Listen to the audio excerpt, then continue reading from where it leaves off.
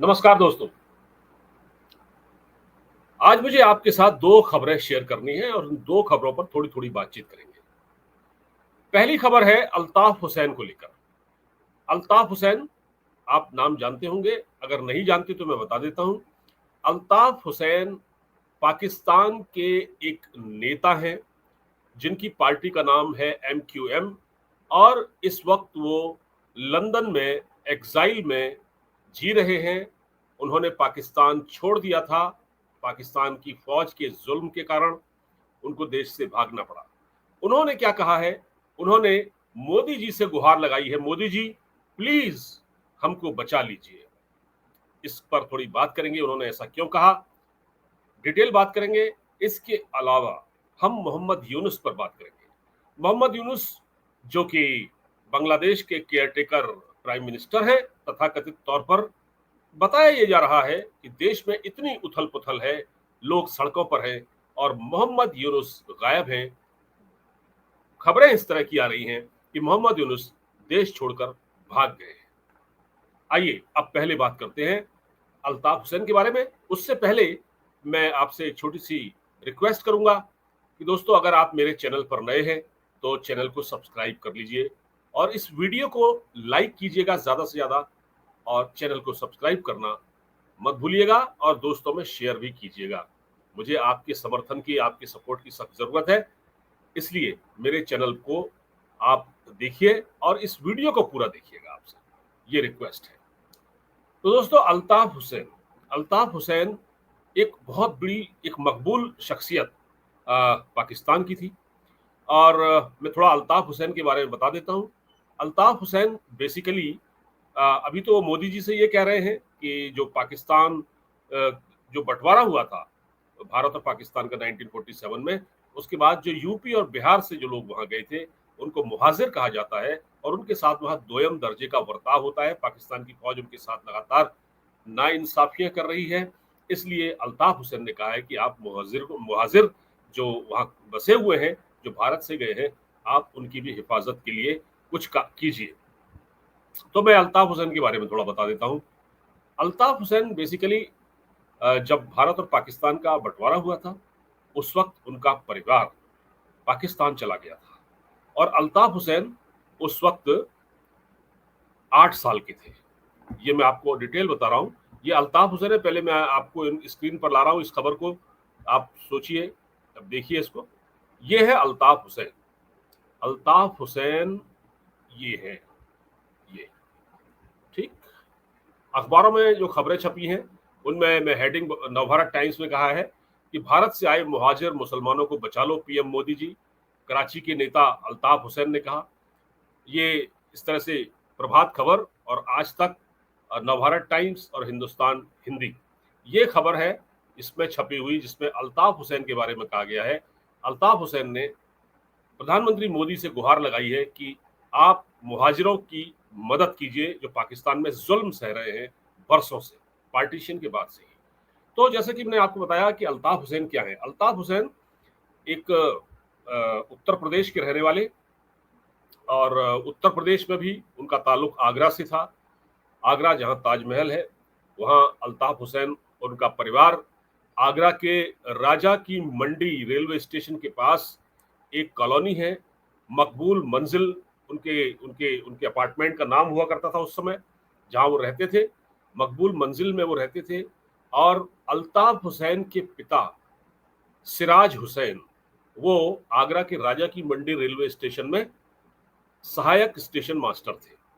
ठीक है, राजा की मंडी रेलवे स्टेशन में सहायक स्टेशन मास्टर थे अल्ताफ हुसैन के पिताजी, उनके वालिद सिराज हुसैन। तो ये आगरा से माइग्रेट करके उस वक्त पाकिस्तान गए थे। और एक और आपको लगे हाथ बता देता हूँ, आगरा से ही एक और नेता पाकिस्तान गए थे जो पाकिस्तान के बाद में राष्ट्रपति बने। उनका नाम था ममनून हुसैन और वो राष्ट्रपति रहे पाकिस्तान के। उनका घर आगरा में नाई की मंडी इलाके में था। ठीक है, आगरा में एक नाई की मंडी है, वहां वो रहते थे। और जब वो पाकिस्तान गए तो उस पूरा परिवार चला गया और वहां वो एक बिजनेसमैन थे, कपड़ा व्यापारी थे। बाद में जब राष्ट्रपति से पद से रिटायर हुए उसके बाद वो लंदन चले गए, वहां उनका निधन हो गया। लेकिन अल्ताफ हुसैन की कहानी कुछ दूसरी है। अल्ताफ हुसैन काफी कंट्रोवर्शियल भी रहे, और अल्ताफ हुसैन जो है वो आगरा के ही थे। आगरा से उनका परिवार माइग्रेट करके गया, और जब ये आगरा से निकले थे उस वक्त इनकी उम्र केवल 8 साल थी, और 8 साल की उम्र में ये चले गए थे। अब हुआ क्या कि अल्ताफ हुसैन जब पाकिस्तान पहुंच गए तो इन्होंने कराची में ये लोग बसे, जितने भी यहाँ से यूपी और बिहार से गए हुए थे, और इनको वहां बिहारी कहकर संबोधित संबोधित किया जाता था। जो भारत से जो माइग्रेट करके गए थे, जो भी मुस्लिम उस समय जिन्होंने पाकिस्तान को चुना था, जो कुछ लोग इंडिया में रह गए, बहुत बड़ी तादाद 22 करोड़ आज इंडिया में है। तो उस वक्त जिन लोगों ने सोचा कि पाकिस्तान में वो सुरक्षित रहेंगे, क्योंकि पाकिस्तान इस्लाम के नाम पर एक आर्टिफिशियल मुल्क बना था, जो कि आर्टिफिशियली मैं कुछ तो कहूंगा, लेकिन वहां जो भारत से गए मुहाजिर थे उनके साथ अच्छा नहीं हुआ, और इसको फेस किया अल्ताफ हुसैन ने। अल्ताफ हुसैन जब कराची पहुंचे, वहां रहने लगे, तो इनको किसी न स्कूल में एडमिशन मिला अच्छी तरह, न इनको कॉलेज में एडमिशन मिला। इनके साथ लगातार भेदभाव होता रहा, और भेदभाव इतना बढ़ गया कि अल्ताफ हुसैन ने अपनी एक नई पार्टी बना ली, एक पार्टी गठित कर ली जिसका नाम था मुहाजिर कौमी मूवमेंट, मुहाजिरों की पार्टी, मुहाजिर कौमी मूवमेंट, MQM। लेकिन बाद में क्या हुआ, इसने इसका नाम बदल दिया और इसका नाम हो गया मुत्तहदा कौमी मूवमेंट। मुत्तहदा का मतलब होता है संयुक्त, जॉइंट। मुत्तहदा कौमी मूवमेंट, MQM, इस इनकी पार्टी का नाम था। इनकी पार्टी ने चुनाव भी लड़ा, ये बड़े लीडर थे, और ये मैं बता दूं, अल्ताफ हुसैन का जो रुतबा था पाकिस्तान में वो इतना ज्यादा था कि वो एक आवाज में लाखों लोगों को इकट्ठा कर देते थे। कराची में उनके बगैर एक पत्ता भी नहीं हिलता था, और अपने बर्थडे में वो कराची में हाईवे के बीच खड़े होकर कम से कम 40 किलो का केक कटवाया करते थे अपने जन्मदिन पर। तो ये रुतबा था अल्ताफ हुसैन का। लेकिन बाद में क्योंकि इनका विरोध शुरू हो गया, कुछ इन पर केस भी चले, और उसके बाद 1992 में इनको पाकिस्तान छोड़कर जाना पड़ा। उसके बाद इन्होंने लंदन की नागरिकता ले ली, इंग्लैंड की नागरिकता ले ली, और ये लंदन में रहने लगे। वहां भी उन पर कुछ केस चले, लेकिन उन्होंने जो कहा है वो बड़ा महत्वपूर्ण है। ये तो मैंने थोड़ा सा उसका बैकग्राउंड आपको बता दिया। अल्ताफ हुसैन ने प्रधानमंत्री मोदी से कहा है कि पाकिस्तान में मुहाजिरों पर बड़े जुल्म और सितम हो रहे हैं, उनको आप बचा लीजिए। अब भारत पाकिस्तान के आंतरिक मामलों में दखल नहीं देता। भाई देखिए, अभी बलूचिस्तान भी अपनी आज़ादी की मांग कर रहा है, और बलोची जो बलोच कौम है वो भारत समर्थक है, और उन्होंने भी प्रधानमंत्री मोदी से कहा है कि आप हमको लड़ाई में हमारा साथ दीजिए। लेकिन दोस्तों, भारत के लिए ये काम इतना मुश्किल है कि बहुत ज़्यादा मुश्किल है, क्योंकि एक तो अगर भारत बलोचों को समर्थन देगा तो उन पर लगेगा कि देखिए भारत हमारे, पाकिस्तान दुनिया में कहेगा देखिए भारत हमारे आंतरिक मामलों में दखल दे रहा है, तो हमारा जो POJ पर जो केस है ना, वो कमजोर पड़ सकता है। तो इस पर एक बड़ा बवाल हो सकता है, और इतना सरल नहीं है ये भारत के लिए करना। तो जो मुहाजिरों का जो मामला है ना, ये तो बलोचियों की बात थी। मुहाजिरों का मानना है, तो मुहाजिरों ने तो उस वक्त खुद तय किया था, जब इस देश का बंटवारा हुआ, अंग्रेजों ने जब जब इस देश का बंटवारा किया और जब एक लाइन खींच दी, उस समय जिन मुसलमानों को ये लगा कि वो उनके हित पाकिस्तान में सुरक्षित रहेंगे, क्योंकि माफ कीजिए, क्योंकि इस्लाम के नाम पर एक मुल्क बना, जिन्ना ने इस्लाम के नाम पर वो मुल्क बनाया, ठीक है, और वहां जिन्ना ने कहा कि क्योंकि हिंदू और मुसलमान साथ नहीं रह सकते, एक 2 नेशन थ्योरी का एक फर्जी फलसफा दिया गया, तो वो खैर वो तो कामयाब नहीं है। और उसके बाद बहुत सारे पाकिस्तान चले गए, बहुत बहुत सारे मुसलमान पाकिस्तान चले गए, और वो मुहाजिर कहलाए, और लेकिन मुहाजिरों को राइट नहीं दिए गए। उनको आज भी पाकिस्तान में मुहाजिरों को के साथ दोयम दर्जे का बर्ताव ही किया जाता है। ये मैं आपको बता रहा हूँ, पाकिस्तान में आज भी मुहाजिरों के साथ दोयम दर्जे का बर्ताव किया जाता है, हर तरह से, चाहे वो एजुकेशन का फील्ड हो, चाहे वो स्पोर्ट्स का फील्ड हो, चाहे वो साइंस का फील्ड हो। मैं बता रहा हूँ आपको। और एक एक चीज और बताता हूँ आपको, जो पाकिस्तान के परमाणु वैज्ञानिक थे अब्दुल कदीर खान, वो भी मुहाजिर थे, वो भी भारत से ही पाकिस्तान गए थे, वो भोपाल के रहने वाले थे। वो अब्दुल कदीर खान जिन्होंने पाकिस्तान को एटम बम दिया, मतलब चोरी छिपे कहीं से तकनीक लाकर वो भी मुहाजिर थे और उनको भी पाकिस्तान ने सम्मान नहीं दिया, उनको भी अपने घर में नजरबंद रखा लंबे समय तक, क्योंकि उन पर ये आरोप लगाया गया कि उन्होंने ईरान को परमाणु तकनीक बेची है अमेरिका के दबाव में। हालांकि उन्होंने नॉर्थ कोरिया की को भी परमाणु तकनीक बेची, तो उस वक्त अमेरिका ने ऑब्जेक्शन किया, जिसके बाद उनको 15 साल के लिए घर में नजरबंद कर दिया गया और उसके बाद उनकी मौत हो गई। तो थे वो भी मुहाजिर, तो मुहाजिरों ने जो कंट्रीब्यूट किया उसको भी पाकिस्तान ने नहीं माना। अब इसीलिए ये अल्ताफ हुसैन कह रहे हैं कि हमारे यहाँ अब तक जब से पाकिस्तान बना है तब से आज तक कम से कम 25-30 हजार मुहाजिरों को मौत के घाट उतारा गया है, उनको मार दिया गया है, उनको तरह तरह की प्रताड़ना दी गई है। खुद अल्ताफ हुसैन को देश छोड़कर भागना पड़ा। जब मुशर्रफ का दौर था तो मुशर्रफ ने इनको थोड़ा सपोर्ट किया था। मुशर्रफ ने जब आर्मी चीफ बनने से पहले इनको काफी सपोर्ट दिया था, क्योंकि मुशर्रफ खुद भी जो है मुहाजिर थे।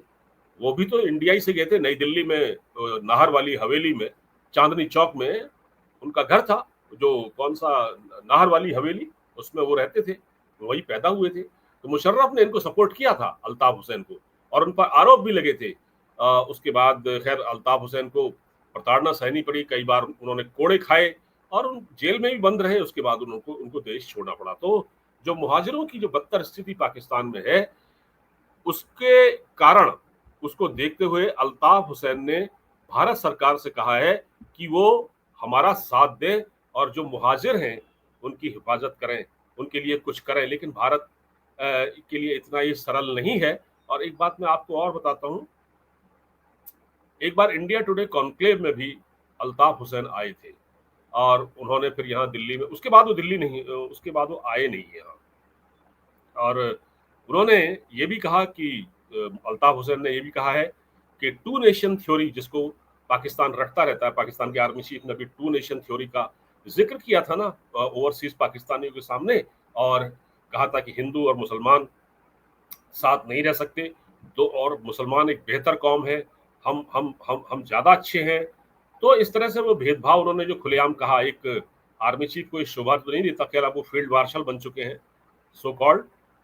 तो अल्ताफ हुसैन ने ये कहा है कि मैं टू नेशन थ्योरी को नहीं मानता, मैं टू नेशन थ्योरी को नहीं मानता।